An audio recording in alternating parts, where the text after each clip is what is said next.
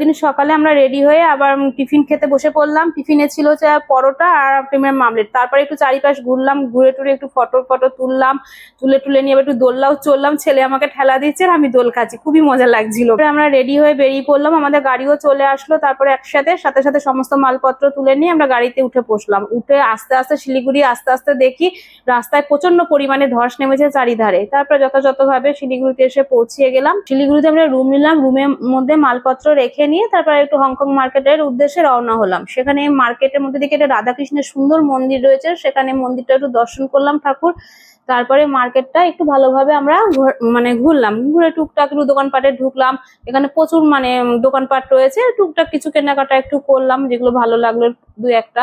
তার মধ্যে দুপুরের টাইম হয়ে আসলো, দুপুরের টাইমে আমরা আবার দুপুরে একটু খাওয়াটাও সেরে নিলাম। তারপর আমরা রুমে চলে আসলাম, রুমে এসে একটু রেস্ট নিলাম। রেস্ট নিয়ে তারপর জিনিসপত্র টুকটাক যেগুলো কেনাকাটা ছিল সেগুলো গুছিয়ে নিয়ে বেরিয়ে পড়লাম বাস ধরার উদ্দেশ্যে। তারপর আমাদের বাস চলে আসলো, বাসে সব উঠে পড়লাম সবাই মিলে। উঠে নিয়ে একটু বসলাম, বসে গল্প টল্প করতে করতে অনেকটা রাত হলো বেশ। তারপরে রাত্রে খাবারটাও একটু সেরে নিলাম, সেরে টেরে নিয়ে রাত্রে শুয়ে পড়লাম। শুয়ে সকালবেলায় উঠে দেখি এখনো গাড়ি 1 ঘন্টা মতো একটু লেট ছিল, রাস্তায় আসতেও সকালে একটু লেট হয়েছিল।